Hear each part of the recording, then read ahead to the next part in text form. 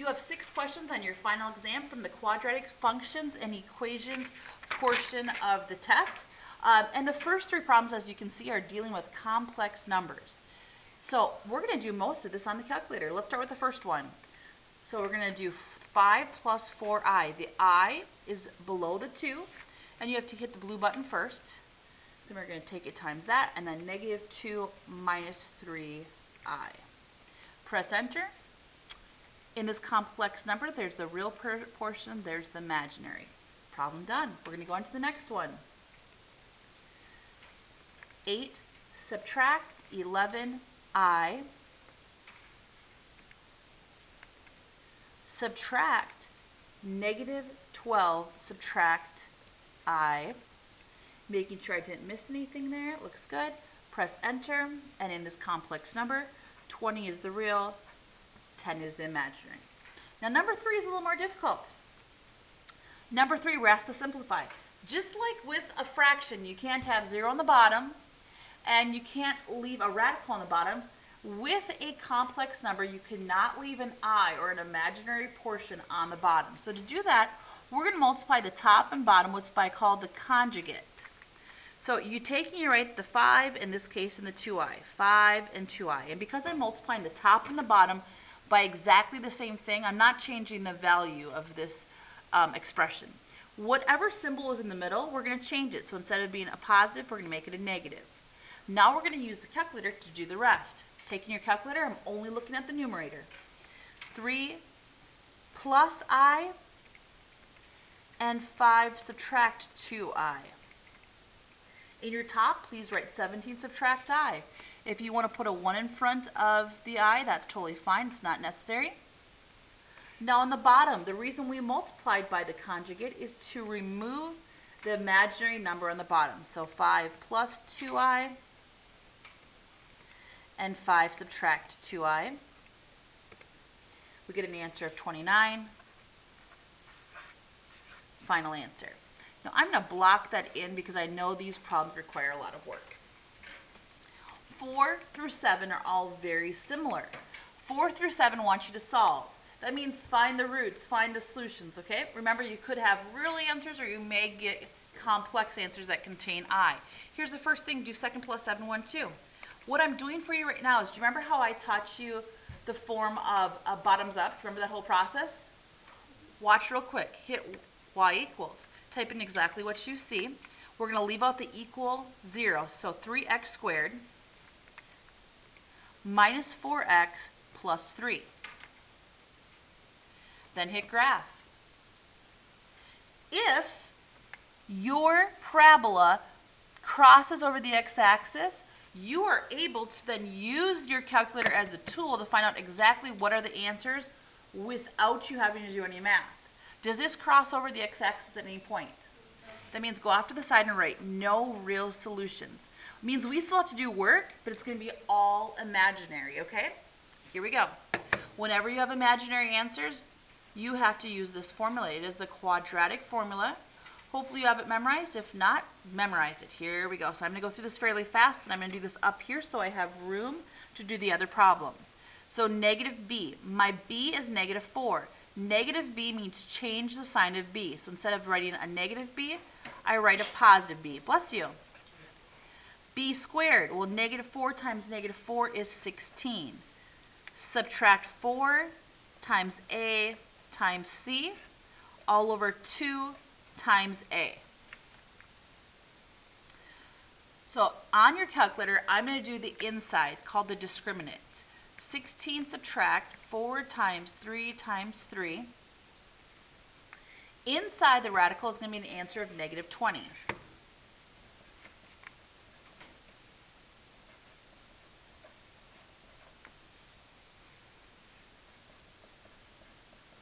I can break this apart. The negative sign comes out front.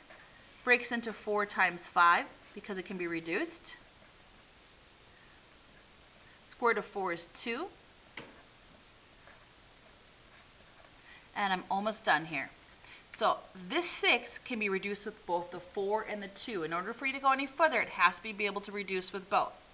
So 4 over 6. Well, 4 over 6 I'm going to reduce in a second. I just want everybody to visually see what I'm doing. 4 over 6 reduces to 2/3, and 2 over 6 reduces to 1/3. There's your answer for number 4.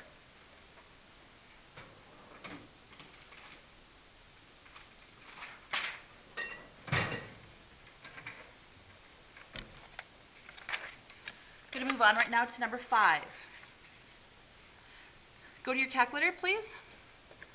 You don't have to start it all over. Just come up here and clear out what's there. Now this is a little bit trickier. As you can see in number 4, everything's already on one side. Here I got to move this over. So when this moves over, instead of being a negative, it goes across the equal sign. It becomes a positive. 4x squared plus 5x plus 9. Nothing remains. It's a 0. How do I plug it in? 4x squared plus 5x plus 9. Hit graph. Remember, if it crosses the x-axis, life is easy. We use the calculator as a tool to find it. How many real answers am I going to have? None. Why? Because it never crosses the x-axis. Go off to the right side and write no real solutions. That means your answers will have i's. I'm going to talk my way through this again. So it starts with a negative b. So opposite of the sign of this b is going to be x equals negative 5 plus or minus. 5 squared is 25 minus 4 times a times c. All over 2 times a. 2 times a is 8. I'm going to plug this into my calculator. 25 subtract 4 times 4 times 9. Negative 119. Now I know that negative 119 is a prime number. Can't be reduced down. That means I don't need to worry about reducing it like I did a negative 20 that can be reduced down. So negative 5 plus or minus, the negative sign comes outside and becomes an I. And I can't go any further because the 8 can't reduce with a negative 5 and a 1. Problem done. Remember, you're using a highlighter or a pencil or pen for anything that you're a little bit confused about. Let's look at number 6. You have right now for number 6, you have 10 seconds to decide, are there real solutions or only imaginary? Number 6, go.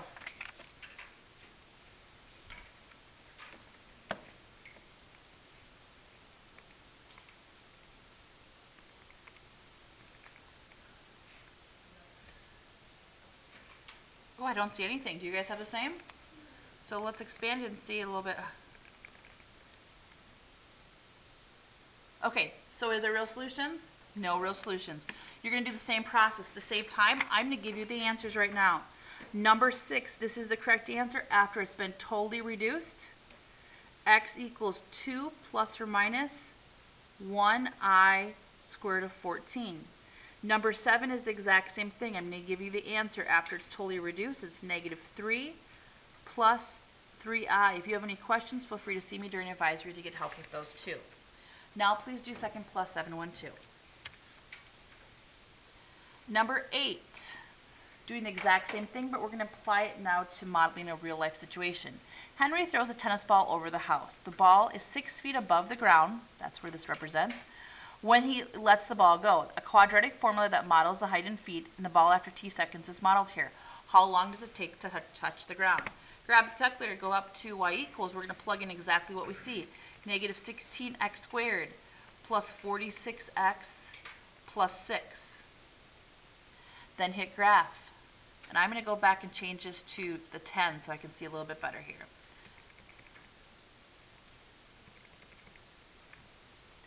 Touching the ground is right here. And actually, what does it appear to be? Anybody? Well, it appears to be what number?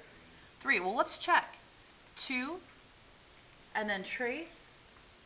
Value at 3. We're right. The feet above the ground is 0, which means touching the ground after 3 seconds.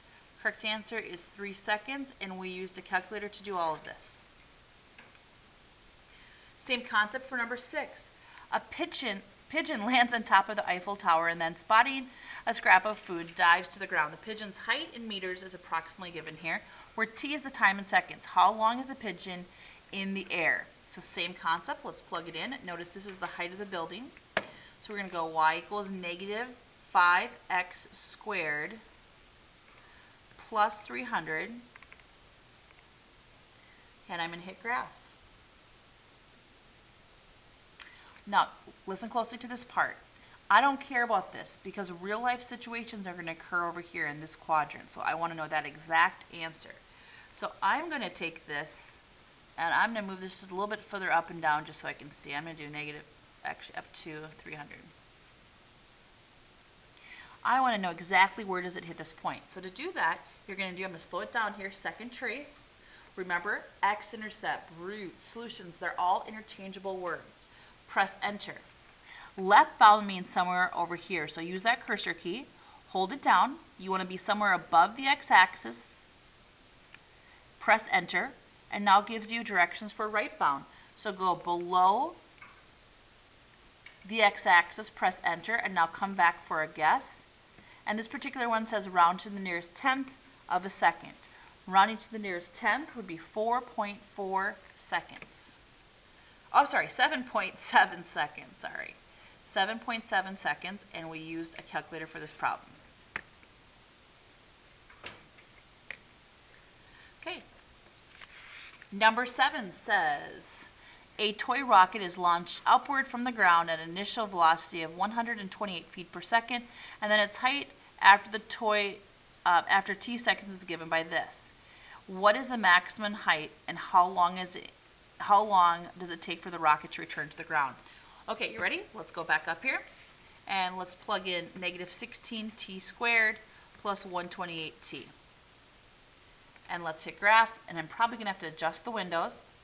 I just happened to leave in exactly what I had last time. If you can't see, this is what I have in.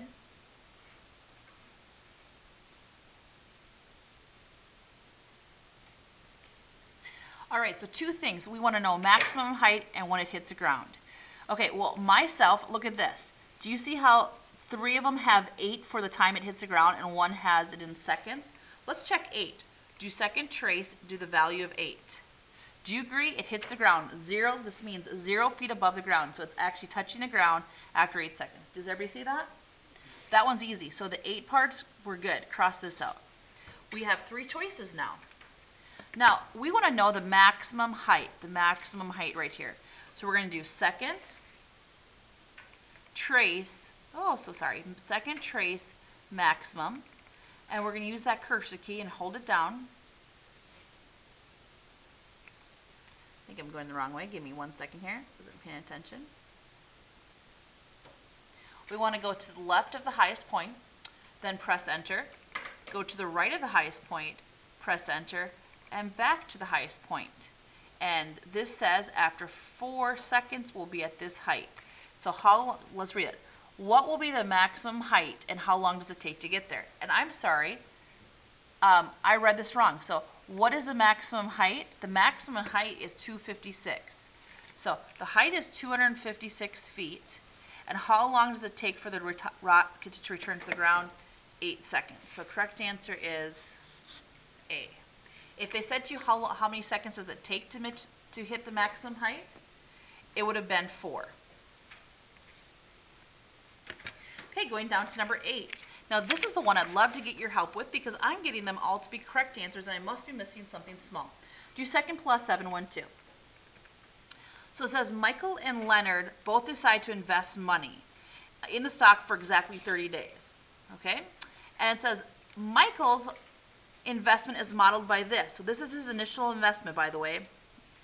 And Leonard's model is modeled by this. This is Leonard's initial one. Okay? We want to represent, and it represents, okay, it says T is in terms of your final answer is in terms of dollars, and T is the days since the initial investment. Which one of the following is not true? Okay, you ready? Go up to the very top. Let's plug these in.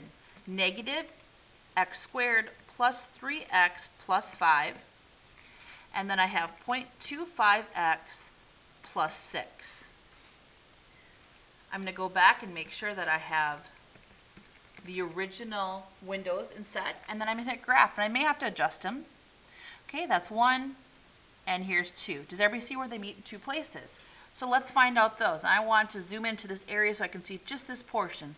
So I don't need to see way out there. Let's do -2 and +8 so I can kind of zoom in here. Find this one and find this one. Okay, so second trace, intersect. I'm going to do the one to the left first. There's my first curve, my second curve, and over the top. Okay, so is it true that they both have a part that is $6.10 or 11 cents? Yep, that's true. Now let's find the next value. Second trace, intersect. First curve, second curve, intersect. Is it true that they're both $6 and about 58 cents? That is true. Okay, I want to know which one is not true. The contextual domain, that means for this particular word problem, is 0 to 30 for both. And that's true. The days that you are investing is 0 to 30. That's true. Leonard's investment is greater than Michael's initial investment. So Leonard's is $6, it's his initial. Michael's is 5. Make sure to watch the video, okay? So Leonard is true. Leonard's initial investment is greater than Michael's. Michael's investment is less than Leonard's on day 4. So let's check that out. I'm going to look at this value right here. This is Michael's, and I'm going to plug in 4. So let's do, this is Michael's, and I'm going to graph it, and I'm going to find the value at 4. So second trace, value at 4. So Michael on day 4 is making $1. Michael on day 4 is making $1. Now I'm going to come back and I'm going to plug in Leonard, 0.25x plus 6. I'm going to graph it and I'm going to check day 4. Second trace, value day 4. So for Leonard, he's making $7. Michael's investment is less than Leonard's. That's true. Michael only has $1, Leonard has 7.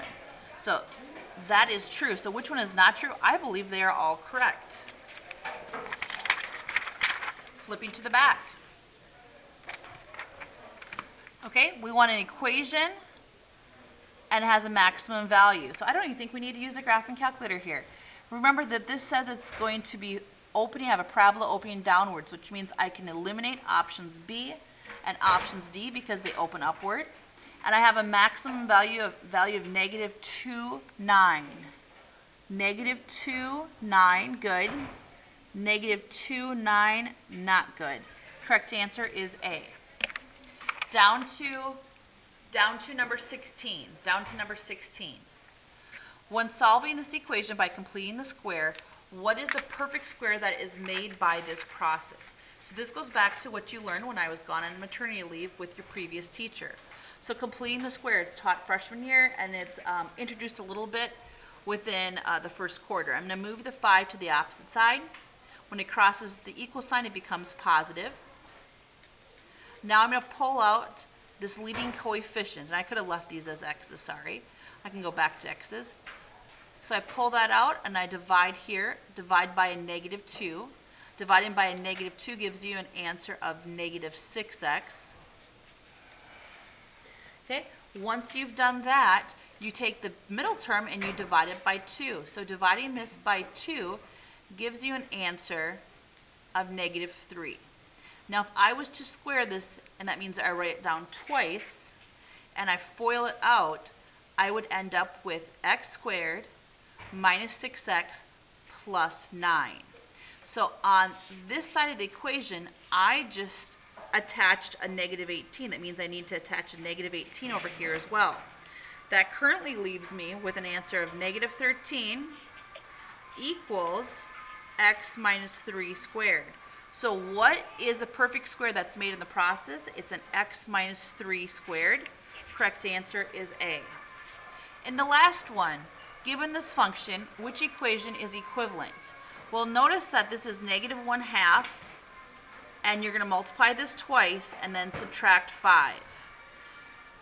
When you FOIL the front, you still end up with an x squared, and then you have to distribute this -1/2. So I'm looking for anything that has a -1/2 x squared.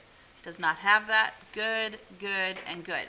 Now to make my life a little easier, I'm going to multiply these two. 3 times 3 is 9, but then I have to distribute the negative. And then I have to combine it with the -5 because they are all like terms. So -1/2 or -0.5 times 9, and then to that you're going to subtract 5. Put that back into a fraction, you have negative 19 over 2. So of the ones remaining, this is the only one with negative 19 over 2.